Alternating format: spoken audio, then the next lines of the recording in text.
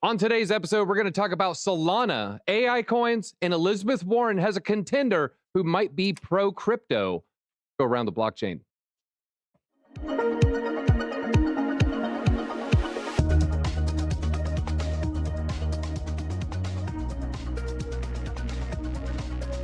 Thank you for joining, everybody. Make sure you go and hit that like button because we got three phenomenal guests on today. First up, we got Moonin Papa. Moonin, welcome back. How are you doing? It's been a while. Yeah, I'm doing really good. Thanks for having me on today. Always a great time with Moonin. Also on, we have Eleanor Terrett. Eleanor, you just got done with a Miami speaking engagement, right? Could you share a little light on that? Yeah, I actually wasn't speaking. I just went to check out how big crypto was at this traditionally TradFi ETF conference, and it did not disappoint. Lo and behold, crypto was the quote unquote it girl of the party. So I can get into more of that later, but it was a good time and definitely a sign to me at least that crypto is back. Well, if you weren't speaking, it was their loss. And then last but not least, we have Matt Snider. Matt, how are you doing today? Doing fantastic. Happy Mutant Monday. Looks like we coordinated a little bit. Let's go, Cartel fam. Shout out.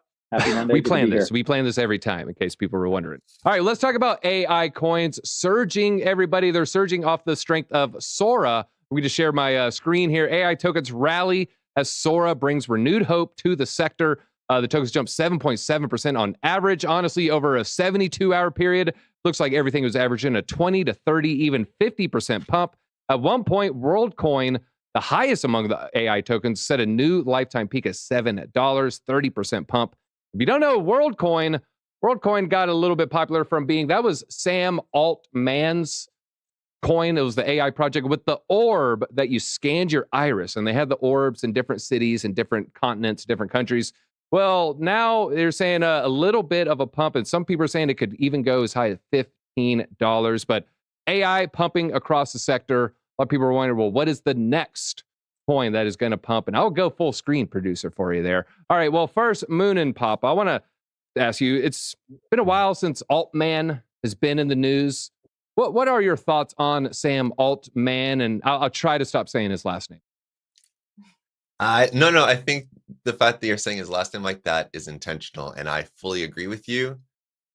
I think that there are certain people in the world that are given positions of power that make good decisions and are independent. And then I think there are people that are controlled by a tiny microchip in the back of their head, and they're being fed directions not from them, but from, I would say, AI. I would actually not be surprised if Sam Altman has like an earpiece and everything that he hears, AI hears, then gives him the answer to speak back. Like, I don't trust anyone who puts orbs up and has people scan their eyeballs. Like, how dumb do you have to be to do something like that, to give up your identity and then put, like, what's the benefit to that? Getting some free money? Like, I mean, you could get an airdrop like that. That's like way safer, way easier. So I personally am not a fan of Sam Altman. Now, I will say, I like ChatGPT. I love what they've done with Sora at OpenAI. Like, it is mind-bogglingly beautiful and amazing and terrifying at the same time. But with that said, the man himself, the Altman, not a fan. Not a fan of the Altman, but Wall Street might be a fan. If I can share my screen one more time, Sam Altman seeks trillions of dollars to reshape business of chips and AI, possibly requiring up to $7 trillion as he tries to take on the semiconductor industry. Now, Eleanor, semiconductor industry, probably the hottest sector in all of Wall Street. You saw NVIDIA. After NVIDIA felt inflated, it continued to do another 6x, I think, just in the past couple of years. So all eyes are on this ecosystem. What is Wall Street's view of a potential disruptor to the space? Can Sam pull this off? Will we have another $1 trillion company based in US potentially taking on the chip industry in Taiwan? I think it's definitely a possibility. I'd say it's probably likely. I mean, barring the fact that he's also named Sam, I know Wall Street and frankly most of the world is a little bit wary of tech billionaires that have the first name Sam, but hopefully he's not going to end up like the last one. But this guy actually is. He's got an established past. Unlike Sam Bankman-Fried, it was kind of just like a sort of a tech nerd in his basement, right? So, you know, Altman he's basically he probably is the leading figure of the AI boom, but he's also like a self-starter, right? And Wall Street really likes those self-starter types. He's got a lot of experience with venture capital. He raised 30 million in VC from, you know, for his company that he started. I believe it was called Looped. And then he's also, he was part of Y Combinator as well before OpenAI. And if you look how influential and how headline grabbing OpenAI, ChatGPT really has become in the last year, you know, it's like, it's the next cool thing on the internet, right? Like kids are using it to help them with their homework. Like, I'm not going to lie, I've used ChatGPT to figure out some rather complicated legalese, you know, from the crypto cases, whether it's from Ripple or it's from Coinbase. You know, those complicated words that just, you know, kind of fly over the average person's head, or, you know, at least because I always say this, I'm not a lawyer, although I do read a lot of legal documents. You know, it's such a cool invention, and I think it's just probably we're just on the cusp of it, right? And you mentioned before, I was at the ETF conference in Miami. You know, there was talk about AI. I'd say crypto really was sort of the centric, the focus of this conference, or at least the buzzy topic, the buzzy word. But give it a couple more years, and AI is going to be in the exact same position. And you keep growing OpenAI and raising lots of money to put into projects that, you know, I'm not crazy about the WorldCoin thing either. I think the possibility of having your information stolen, or, you know, whatever it is, it's a little too close. I think it's a little too close to home for people right now to say, all right, this is totally the future, and we're gonna sign up for this, and it's gonna be the next thing. But give it time, give it, you know, a little bit more development, and people to come around to the idea that AI is definitely going to be integrated into the future of finance, the future of tech. You know, it's gonna be the next big thing. Yeah, people are not really a big fan of scanning your eye. I know me personally, I will never scan my eye unless it's clear and I save 20 minutes a time at the airport, in which case, hey, I'll pay you money to scan my eye. Here we have, we just put in the chat, will you buy World? Now, Matt, Eleanor brought up some good points. You know, Wall Street loves this guy. He's a self-starter. I've heard he also has a little bit of that Steve Jobs effect, that reality distortion bending aura, this field around him where he can just kind of create things that seemingly were impossible, but he just can make it happen. Well, I want to ask you, you know, can you separate the man, the myth, the legend? Can you separate the ethos of a project from still just wanting to maybe make some money? If you knew World would double, if you just held it for 2 months, would you hold it? Or is it still just a little evil, for lack of a better word? You know, I don't really have so much a problem with WorldCoin. Sam Altman's a very interesting person, a pretty incredible founder. We're definitely in the 56K modem era of AI right now. We haven't even created artificial general intelligence. Basically, all we've done is found out really easy ways to compartmentalize data and feed it back to us, which is really, really powerful. If I knew WorldCoin would 2x in 2 months, why would I even bother with that when so many crypto tokens do 5x or 12x or 30x? Those are rookie numbers. Those are rookie X's from a trader perspective. Those are lame 2x. Please, WorldCoin may as well be a treasury and money market account. But I think that this is a great perspective for us to be in, and evaluating where somebody's going to be in this place is really, really important. He may be going to seek all this money. The challenge is not in creating the semiconductors, it's in manufacturing them. And 98% of all manufacturing is going to be in Taiwan. And it's already pretty much at capacity based on all the things that are going on with these other companies. So manufacturing is really going to be the biggest challenge. Ideating, I think, is going to be the easy part. All right, and I pulled up the chart for WorldCoin. Yeah, it is up 30% today. I mean, it has just been on a tear. This is only about an 8-month-old coin. People were getting their airdrops, and I want to say roughly $50. So you get airdropped a World token. There's around 25 of them, and they're, you know, around $2. Let's just say you got it at $2. If you held on to it, you're looking at a 3.5x, a little bit more than that. So, hey, you're $50. Hey, you know, just shy of $200 there. So a lot of people who hodled or got the tokens like, I don't even know how to sell it. No exchange will take these tokens. Do a little bit more digging. It is the coin is pumping, everybody. All right, let's move on and talk about Elizabeth Warren potentially under fire from some pro-crypto groups, but she's fighting back. she's not resting on her laurels. She is up for re-election in 2024.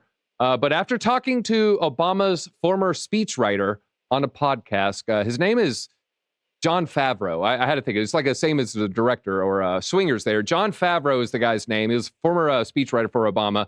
And she suggested on that podcast that attacks on her and Katie Porter's 2024 campaigns in Massachusetts are funded by corporate money connected to crypto supporters and crypto insiders. And she said these interest groups could spend any amount of money needed to stop her and Representative Porter's Senate runs. Now, there is a super PAC that has been donating to, they're seemingly interested in donating to a rival, John Deaton from XRP fame. You might have heard about John Deaton talking about the Ripple lawsuit. John Deaton is potentially considering running against Elizabeth in Massachusetts. I'm just going to start with you. Now, Moonin Papa, I know you're not in the States at the moment right now, so I think this is the perfect question for you. Would you donate to a politician not in your precinct, does not represent you, but if you knew, oh, wait, you're going after Elizabeth Warren, which might help my bags, would you consider donating to politicians that might not affect your day-to-day life? No. Elizabeth is going to win. It's going to be your fault, Moonin. Yeah, exactly. No, I've never, ever trusted politicians. I don't care if they're pro-crypto, if they're anti-crypto. It's like the whole Sam Altman thing. I'm not a jaded person. I'm really not. But in certain arenas, I know that there are puppets being played.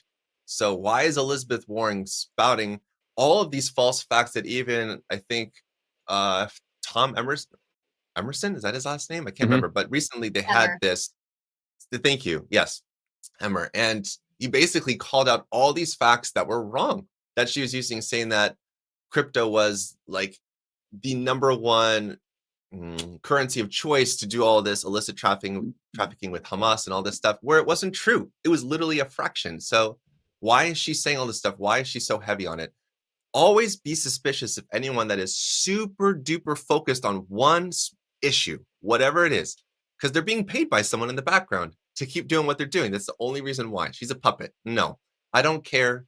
I'm not going to donate to the campaigns or super PAC that's going to like try to take her down. No, justice will be served in the end. But no, I'm not into that. All right. Well, Eleanor, I'm not asking you to, maybe come on any side or endorse any candidate. We wouldn't ask you to do anything to that effect. But I am very interested in her axis of power. She has a lot of power. I've talked to a lot of political strategists. The whole Bernie situation in 2020 kind of gave her extra political juice. She ran against him to help, maybe him not win the nominee there. So, it's my understanding that she's in a lot of people's favor, especially in the current administration.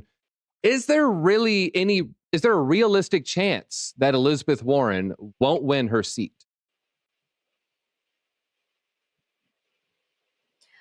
I think there's a very realistic chance that maybe this year someone will come along who just might unseat her, someone who is more of a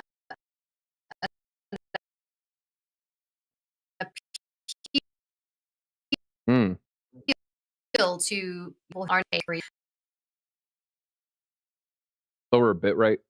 Well, that was interesting. Just as you went to criticize Elizabeth Warren, the internet started to act a little bit funny. We're going to say it's a coincidence, everybody. It is a coincidence. There's no coordination happening by people in power. Eleanor, are you still there? Okay. Is that better? Yeah, now you're back. Yeah, interesting how that worked. You can start. We heard almost none of that.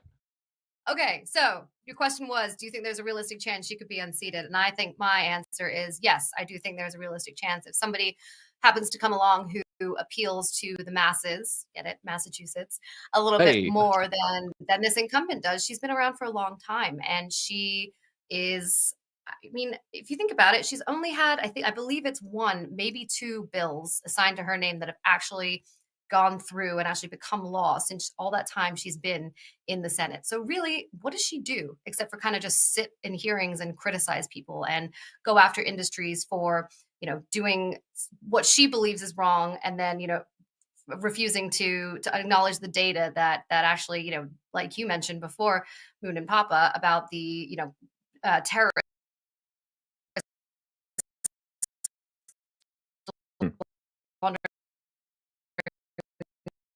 money using cryptocurrency. Just got a glitch there right there at the end. It was maybe the T word set off the checkers, the arbiters. The arbiters of truth is what I like to call them. Yeah, it was right at the T word there.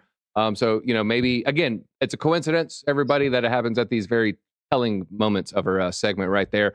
Now, Matt, you are an XRP fan. We have an XRP advocate potentially running against her. Is liking crypto enough of a reason to vote for somebody? And follow up, will you donate your XRP bags to John Deaton's campaign? So I'll answer the second one in two answers. The first is no, because why would I donate an appreciating asset? I'd rather donate cash. And the second answer is no, because I don't have any cash. So I don't, just like Moonin Papa, I don't support with anybody because I just don't have any money, because it's all in XRP but to answer the first question, I think it's like a very interesting thing this year, especially I think so you had 2016 and 2020. I don't think crypto and regulations were what is it called? Like a one something voter, a one topic one or one issue. one issue. One issue voter. Yeah. I think that now we've got a lot more people in the crypto community invested in this space looking for a one issue candidate, and that may be a reason for them to go vote for that one candidate. I think that's a way a lot of people vote in this country, and that's completely fine.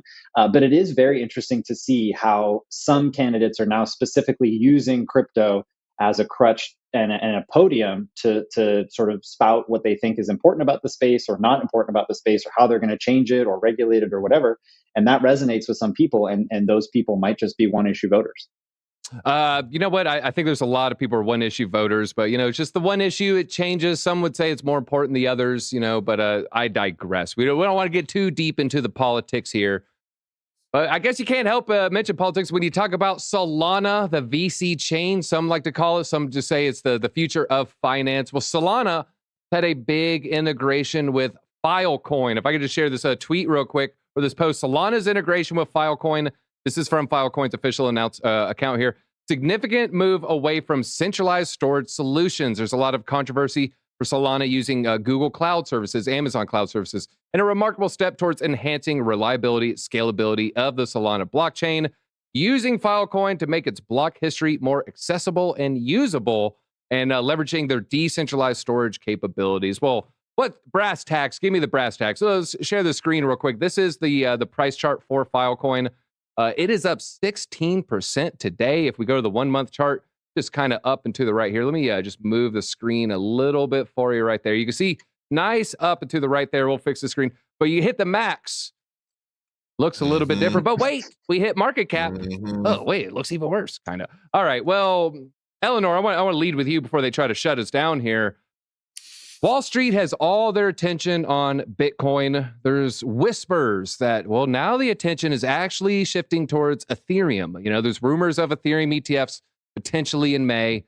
Well, there's two coins I hear as the potential three. I got to say XRP.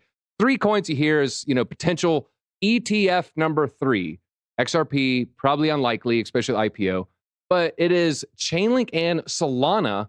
What is Wall Street's, thoughts on Solana? Has it already been pumped in 2021? Has smart money moved away from it already?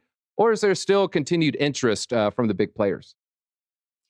Yeah, I'm not going to lie. I did much at the conference. It was mostly Bitcoin was obviously the number one, given the ETFs, and then also Ethereum. Everybody's next question is the SEC going to take the next leap of faith and approve an Ethereum spot ETF? So Solana really isn't in the Wall Street conversation at the moment. It might be on sort of the peripherals of some Wall Street companies who see a potential down the line if it was ever to be approved or taken as the next asset that the Securities and Exchange Commission feels comfortable with offering traditional investors. But from the sentiment that I was getting, it was very Bitcoin and Ethereum centric, and then everything else after that.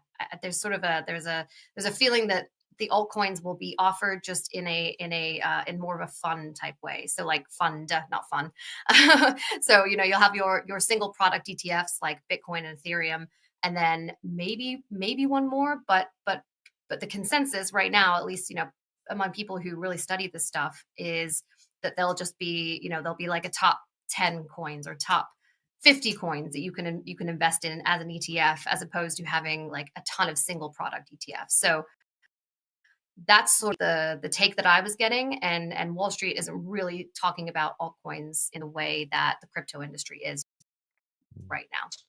All right, well, I have a picture of the founder. This is the founder of Solana, Anatoly Yakovenko, the Solana founder. He actually had a quote about the Filecoin integration.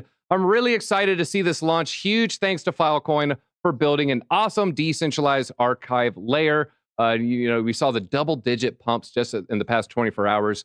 But Moonin Papa, I want to ask you, are there any other storage plays that get you excited? And what are your thoughts on Filecoin? You know, just share my screen one more time. I think it is fair to go ahead and mention this. I just make sure everyone can see this. We look at the price. Oh, wow. You know what I mean? We're $7 and it used to be, you know, 170. Wow. Look at that. 25x. But when you go to market cap, well, then it's a little bit different. Then we're, you know, right around 3 billion. And then it only peaked out at around 12. That 25x all of a sudden shrinks to a 4x. Is there any other storage plays you're looking at? And what's your thoughts on the tokenomics? Oh, man. I'm so glad you asked me this question, because I don't care about this stuff whatsoever, which is great, because I think a lot of people watching, I mean, actually, I don't know. I don't know what your audience is. You should let us know in the comments if you actually research the tokens or if you just trade the charts. The chart tells the story. Always has, always will. Go ahead and show that chart one more time. Notice where the all-time high was. It was in April, I think, 2021. Yep, with the first Bitcoin pump. Exactly, right? And then if we look at January 2021, that's where actually Bitcoin was going up to its all-time high in 2020 at 20K, and then it shot all the way up to like 45K, 50K. And after that, from January to March or April or so, we saw so many tokens just blow up. All of this news is great for Filecoin. It really is. It's nice. Good job, everybody. Is it really going to affect the price? No, I mean, a little bit. But if you look at where the all-time high was and where the price is, and if you are frothy enough to expect or believe that the price of Filecoin is going to go back up to $177, you need to step away from the computer and just touch some grass, okay? If you're looking for a storage play, you could use something like CoinGecko. You could look at the categories. You could look at all the tokens that are there. Avoid anything. If you're looking for a good ROI, I'll say this, at least this is how I approach things. If I want to look for a good ROI, avoid anything that was already existing on a chart in the last bull market. If I'm looking for charts that I want to see pull a 5x, 10x, 20x, like Matt was saying, I'm going to be looking for things that haven't been listed yet or just recently been listed or brand new things that happen to be in that category that I'm interested in. So unfortunately, no, I'm not really big on Filecoin because it's already had its heyday. And it's very, very hard for me to believe it going even up to $100. Oh, okay. Sorry, and he brought up categories. No, I sold most for OP and ARB. Made a video. No, I'm sorry, ICP. I should have maybe sold the ICP pump. But anyways, and he was talking about categories. If we share my screen, Filecoin, you'll see it on the left side. CoinGecko, CoinMarketCap has the same thing. And then down here, you'll see categories. And then you can hit storage, and then it'll show you different storage plays. Hey, look at that ICP. I do like ICP, I don't though. feel terrible now. I don't feel terrible. So click on that chart real quick. Sorry, everybody. ICP? Click on the chart for ICP. Okay? Mm-hmm. This chart listed, go back to the max. Where did it list? Well, ICP is a very unique launch. Very, very unique launch. Brutal. Some say there's FTX manipulation behind this. You know, ICP team has come out themselves and said, you know, there's a broken agreement involving FTX. I'm not sure about the details. Now I'm kind of getting ahead of my skis here. Yeah, but I mean, that the chart tells the story. So even a chart like that, I would much rather buy and hold ICP for the next 6 to 12 months because there's a way greater chance of it having a better ROI compared to Filecoin, just because of how drastic and how it literally just got guillotined. Yeah, right you stole the word out of my. I was thinking guillotine. That was definitely a guillotine of a candle there. All right. Well, Matt, we'll wrap it up with this question here. One, is there a storage play that gets you excited? Follow up, more serious question. Is moving to Solana or integrating with Solana, would you consider that bullish or bearish? Why? So just for other people to take a look at, Storj, STORJ, is another potential storage option that's pretty good. Absolutely a bullish sign just from their integration with Solana. I love to see an ERC20 token like Filecoin figure out a way to engage with Solana. I want people to really understand, though, and I agree, like Moonin Papa understanding, like from a storage perspective, it's not like super interesting. It's kind of like amorphous in some sense. But the AI plays that we talked about previously, it's going to be really, really tough to pick a winner because they're all doing different things. Fetch AI, Graph, WorldCoin, whatever. They all need data, and they all need blockchain-based data because it's really easily regulated, transparent, decentralized, secure, all the great things we love about blockchain. So when you think about the proliferation of AI, data and storage is going to be a really big pick and axe piece of that from an investment perspective. And on the last thing that I'll say here, I agree with Moonin Papa. A lot of the stuff that you want to see from a high potential ROI perspective is going to be coming from coins that are new and untested, because that's just typically the way altcoins run. But if you're looking for a longer term play, the ones that have stayed in the market and built like Filecoin has might be good longer term, less risky plays that have lower returns on investment, but they might be a little less risky. And just a final reminder, in the dot-com boom, Amazon lost 98% of its value. So people looking at that from it's never going to come back to its all-time high. Like, I completely agree in the sense that it doesn't look like it now, but 4 or 5 years from now, you might see it in a completely different place than it is. So I think Filecoin is a great bullish sign. I'm happy to see Solana engaging in that ecosystem. I think it's really important. And again, from an AI play, it may be more difficult to pick the AI winner. So go pick the grocers that are doing the data storage. A really good point there with the 98% correction. A lot of people say, if it fell 95+%, it's dead. It'll never set a new all-time high. And look at what Amazon did. So really, really good point there. Well, folks, that is all the time we have for today. And Matt, you just did so well right there at the end. I'll go ahead and give you the final thoughts for the show. And everybody, make sure you go ahead, hit that like button. We really appreciate it. We bring you live content Monday, Tuesday, Wednesday. Also, there's going to be links below for all the guests. Make sure you check out Moonin Papa. Check out Eleanor Terrett's content as well, and Matt Snider. Go read his book, everybody. But Matt, feel free, if you wouldn't mind, leave the audience with some parting thoughts. Yeah, it's so great to be here. Hope everybody's doing well. Remember, please take profits. This stuff gets frothy. It chops up. You never know when the next dip might happen.